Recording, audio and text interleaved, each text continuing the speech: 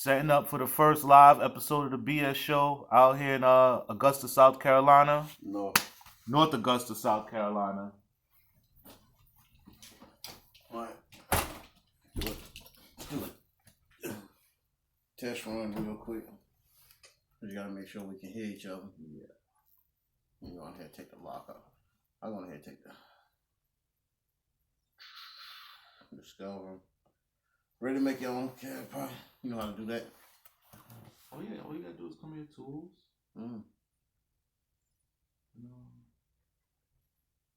Cool. Testing. 1, 2, testing. Testing, 1, 2, testing. Let's see what we got.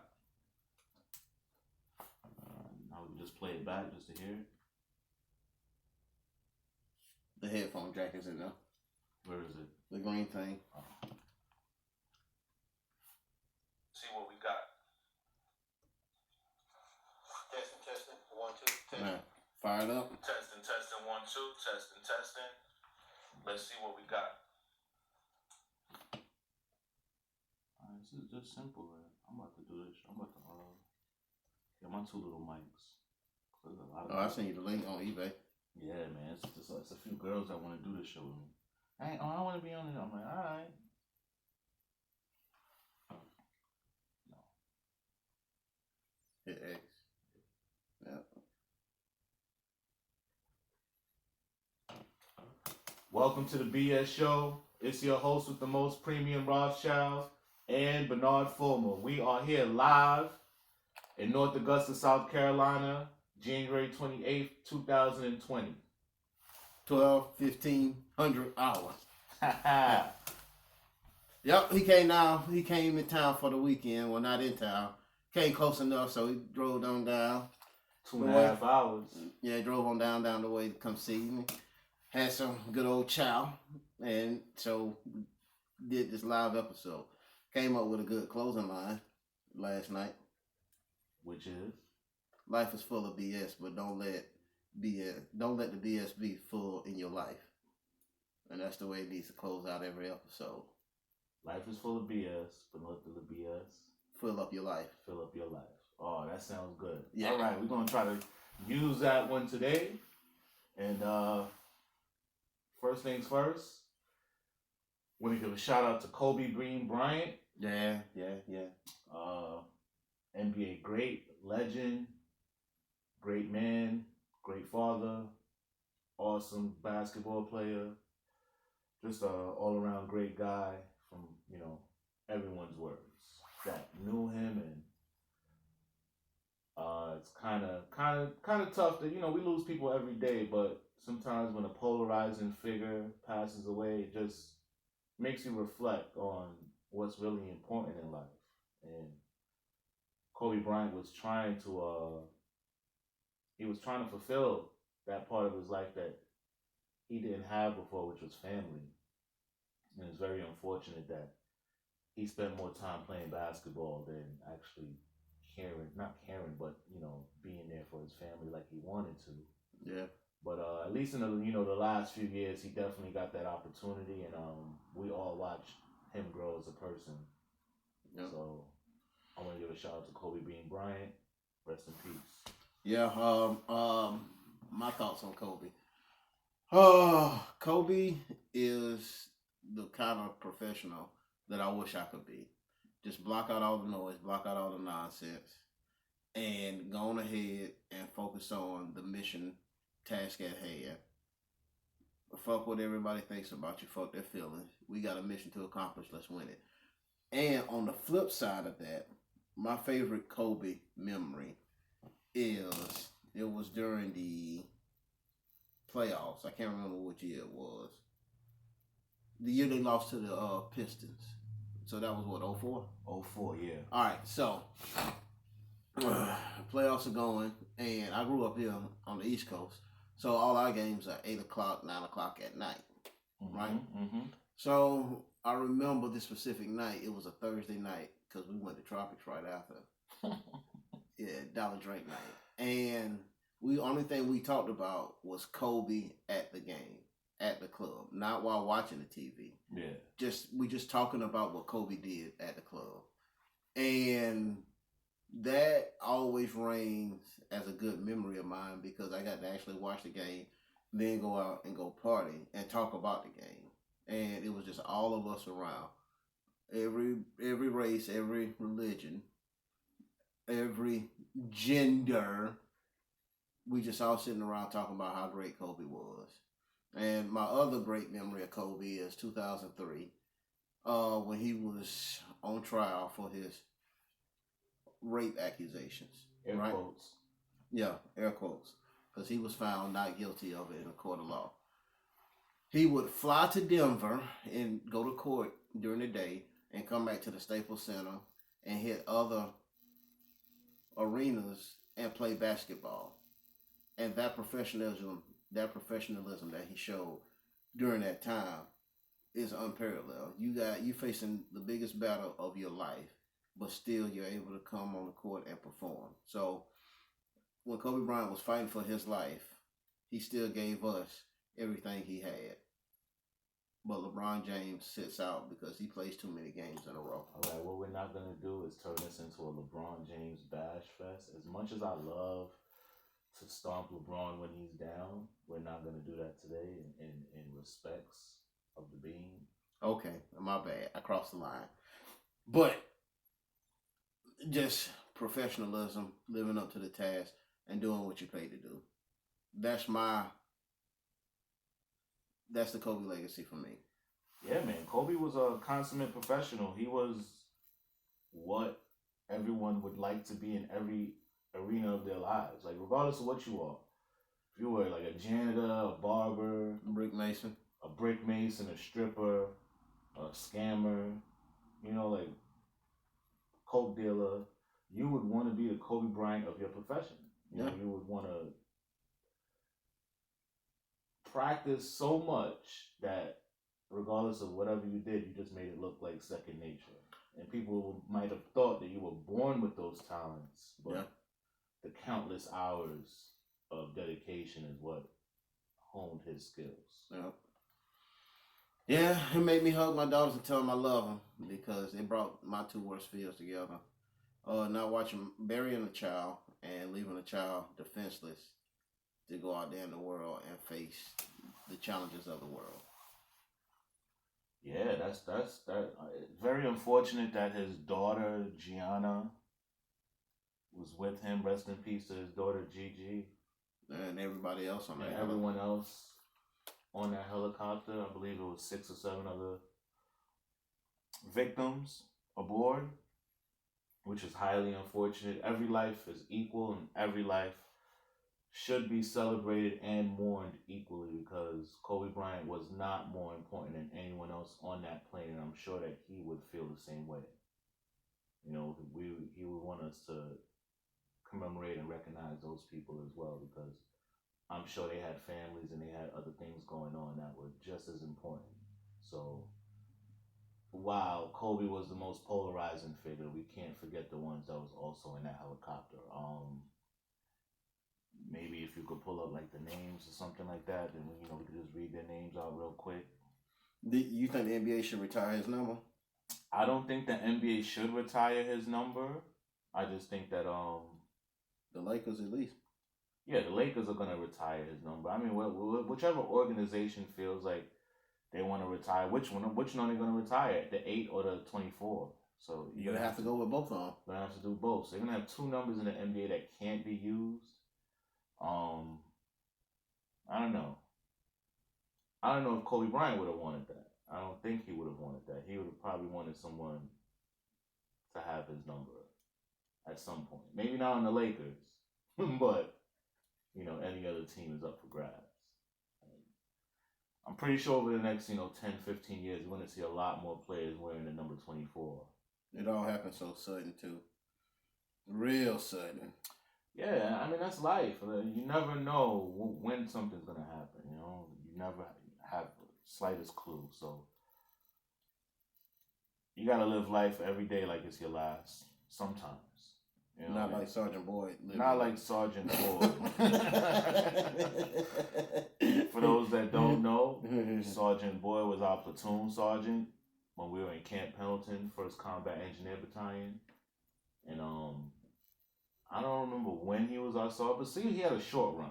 It wasn't that long, but he was a platoon sergeant for a few months, and then over this time, we just got to know him as a person, and the last thing we would think that our sergeant would do, our beloved Sergeant Boy would do, is shoot at 4 police officers in Los Angeles County. just out of the norm. Yeah. This happened last year. I guess we didn't find out until like this year. A couple of Marine buddies hit me up and let me know what happened. But we're gonna talk about Sergeant Boyd more in the next episode. This is about Kobe Bryant and the victims. So it was 9 victims here. We have Kobe Bryant, his daughter Gianna Bryant, John Altobelli, his wife Carrie Altobelli, his daughter Alyssa Altobelli, Christina Mosser, Sarah Chester, Peyton Chester, and the pilot Ara Zobayan. 9 victims, all happen in a split second. Life is precious, and we got to safety has to be taken into account in all of our lives, regardless of what we're doing. Amen to that. All right, now that we've paid our respects to the great Kobe Bean Bryant, let's get on to some serious BS. So what has been going on with you?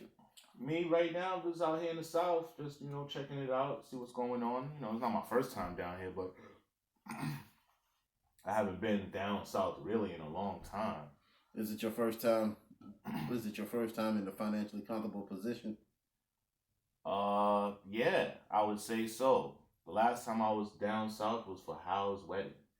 Yeah, that was a good day. Hal's, yeah, I think it was Hal's wedding. Yeah, that was the last time I was, a long time. It was 10 years ago. Yeah, 2. Because, baby girl was born 12. 12? Yeah. Yeah, she was just born.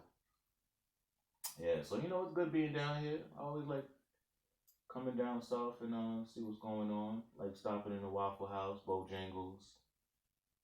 I like walking in Walmarts at 1 a.m. This is not my Tinder profile, ladies. Just telling you what I like to do when I'm down south. I like to hang out by the lakes, in the woods. Yeah, good times. Smoke a little reefer. Oh, you said reefer. I gave a ride home to a coworker of mine, and I was telling her that, man, sometimes life can get so bad it make you want to smoke. She's like, don't lose your job. I was like, no, I'm talking about cigarettes. She's like, oh, I thought you were talking about bud. I was like, nah, I call it reefer. And she said, reefer? But nobody called it reefer since the 80s. Reefer Madness. Oh, reefer. You ever seen Reefer Madness, that movie? Oh my God. It was like this propaganda movie that came out, I would say, 60, 70 years. It's like 70 years. I don't know, what year is it? Maybe 70, 80 years ago. Oh, man. And it was basically propaganda against weed, and they had like all these like skits of people that smoke weed and what would happen to them. I think I hear Joe Rogan talk about this all the time. Yeah. So it was one with this girl. I guess she was smoking weed, reefer, I'm sorry, and then her parents called her, and she lost it. She turned into like a lunatic and like tried to kill everybody. Well, I think she did kill everybody. I don't remember what it was, but I haven't seen it in a long time. 1936. Yeah, almost 100 years ago. Shit. Yeah, you gotta watch that one day. I'm gonna actually watch it one day. I'm gonna smoke some weed and watch some Reefer Madness. That's gonna be a lit.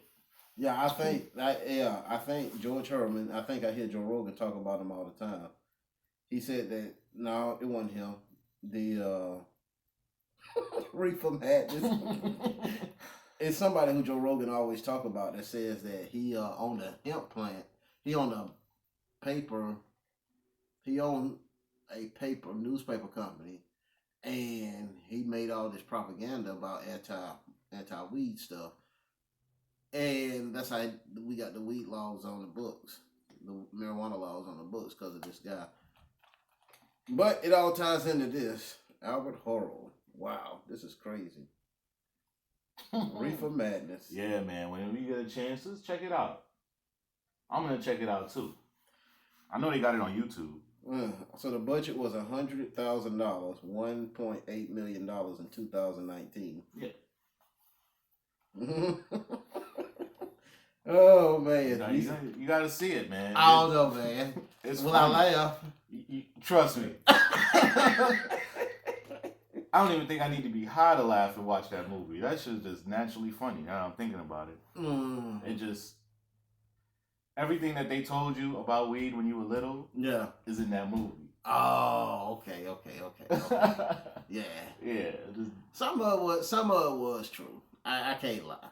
I mean, some people do get affected by weed. I've seen people just get completely weeded out, and their lives haven't been the same since, consuming large amounts of weed. Now, I'm not saying that everybody is going to get affected by smoking large amounts of weed, but some people really just can't do it. Like me, some days, I got days where I may smoke like a little joint, and that's it. And then I got days where I might run through a whole bag. But that's just how I'm feeling that day. You got to be productive. Yeah, you got to be productive. You can't be a wake and bake. Wake and bake and sit down for the next 4 hours. Yeah. And be like, oh, it's time to get up. It's 3 o'clock in the afternoon. Man. Yeah. It's too late. Nah, some people are able to do that, right? Yeah. But, I always look at the most well-known weed smokers that I know are Joe Rogan, that are prominent fixtures for me in my life are Joe Rogan and Snoop Dogg, and neither one of them waste time. There's no wake and bake. They get up, they get high, and they go about their life. Keep it moving. Yeah. As soon as you get high, don't sit down. Yeah. Just gotta keep it moving. Like me, I'm the type of person. Sometimes, depending on where I'm at and what I'm doing, I might wake and bake and fuck around and sit down for 3 hours. Yeah, but it's like a Saturday when you yeah. It's like a Saturday when I'm off or something. But then still, I'm mad at myself. Yeah. Because I like to be productive on the weekends because I got shit that I need to take care of. So if I'm getting up sometimes I get up 5, 6 o'clock in the morning. Mm-hmm. And I'm like, yeah, I got this to do, I got that to do. So by the time 9, 10 o'clock comes around, my day's already half done. Right. But if I get up at 6, kids asleep, I go smoke a joint, I come back, I'm sitting here playing Battlefield 8, 9 o'clock. The kids is watching me. Yeah. And then I'm like, oh shit, I was supposed to make breakfast. I was supposed to, go put the clothes in the laundry. Supposed to clean the bathroom. Now all of that gets pushed up 3 hours. Mm. But that's far in between. Those are my little problems. Most of the time I can smoke a joint and take on the world. Well, something interesting happened to me last week. Which is? So me and who were in the act of rubbing. Fornication. Yeah, we were mixing and we were rocking Tim's. Right? And 94 style. Yeah, we all into it, and I hear a noise. I'm like, is your toilet leaking? And she's like, no. And then we hear the toilet flush. And then the light turns off. And what it was her daughter had walked by the room. How old is her daughter? 4. Okay. Yeah. I mean, she was a silent assassin. Just yeah. It was like Jason Bourne went to go use the bathroom. So then after that, the next day, she took all their beds. She moved their whole room downstairs.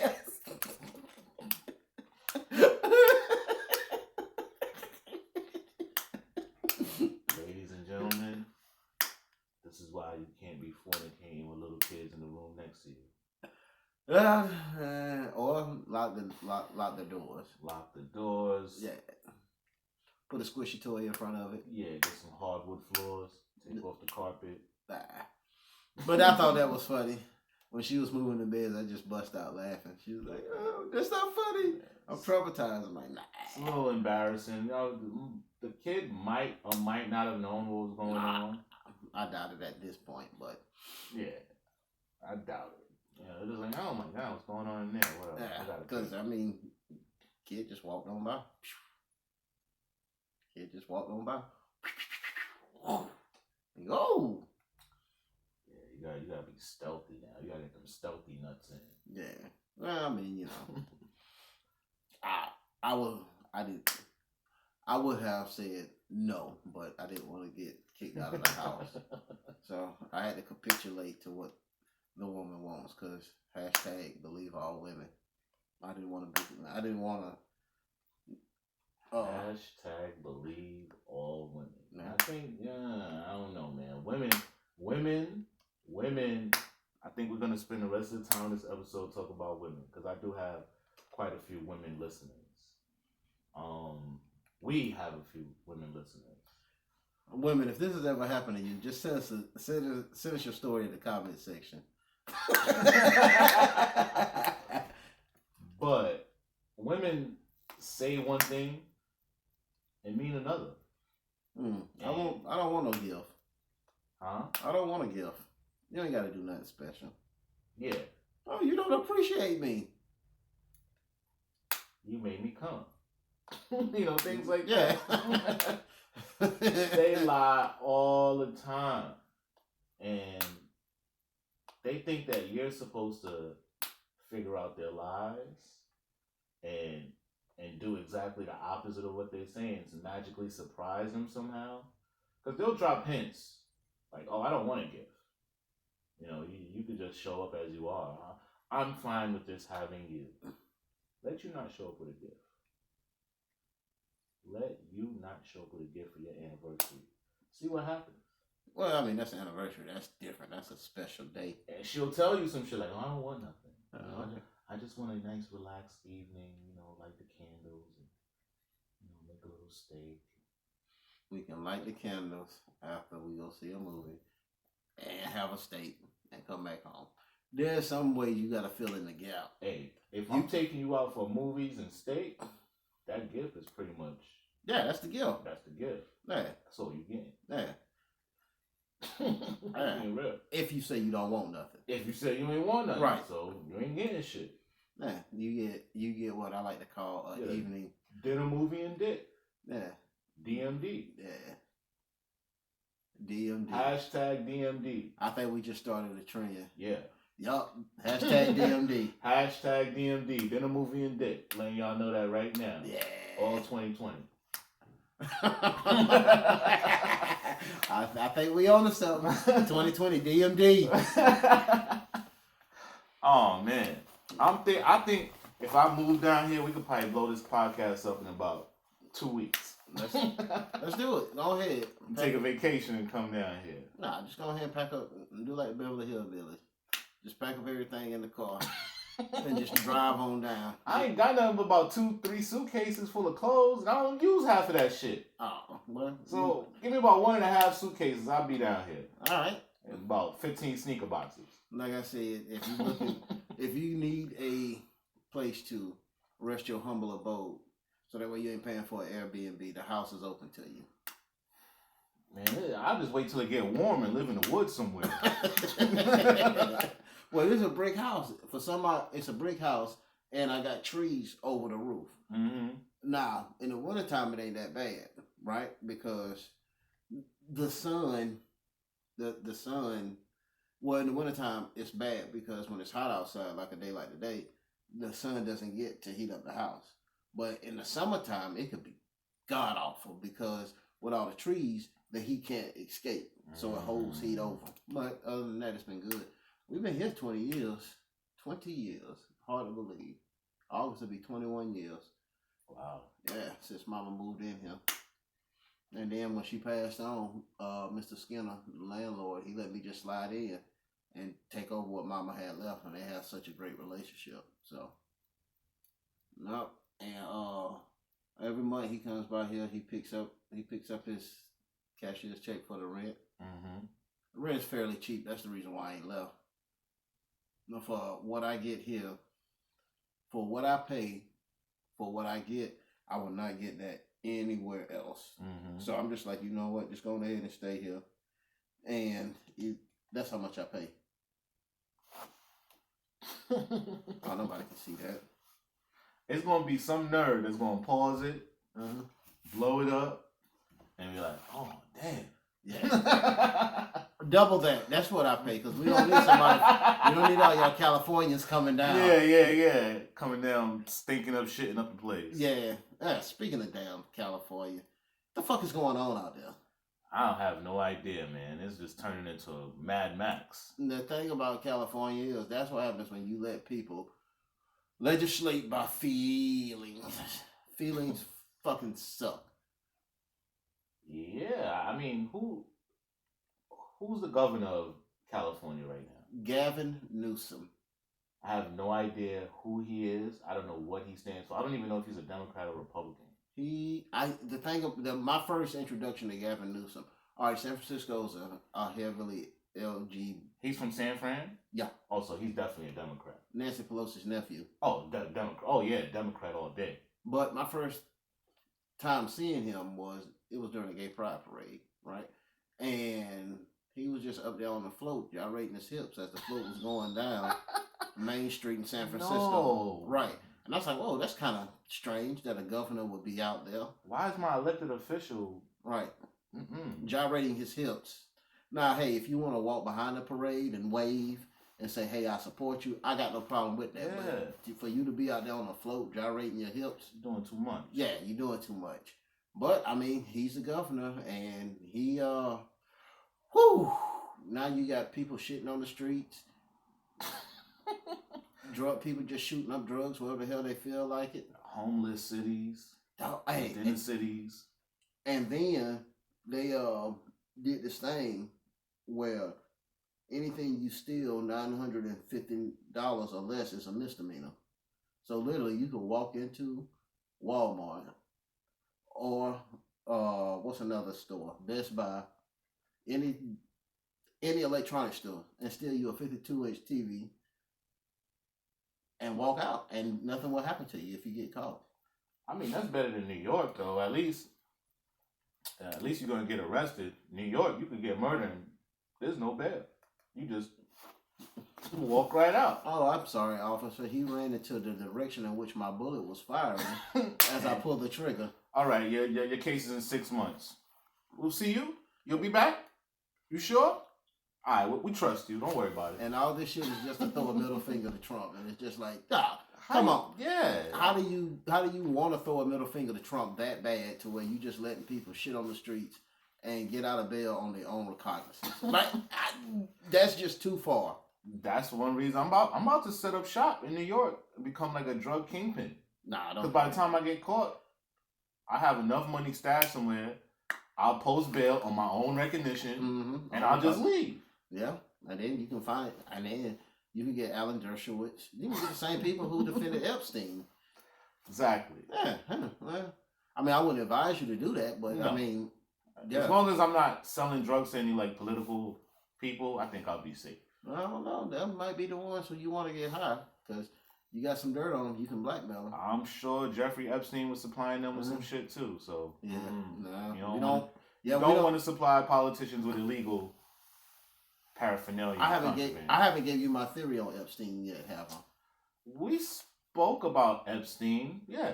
All right, my theory, like episode 4. My theory on Epstein is that somewhere in out of the royal family, the Clintons got a call, said Big Ben needs to dong tonight. Click. That's what it has to be. Because if you got the prince, if you got one of the heirs to the throne in that, Queen don't want that, like the Queen's brother or something like that. No, it's her son. Her son? Yeah, the one that's older than William. Prince Right. Andrew. Yeah, that dude. Yeah, Queen. The Queen needed that one handled. Go ahead and scrub him off. Well, Big Ben needs to dong tonight because you know Big Ben, the big clock. Yeah. Dong. I know. Yeah. Oh shoot, what day is it? Today's Tuesday, January 28th. Brexit. Brexit is in less than 48 hours. 72 hours. Man, all of this is coming in together.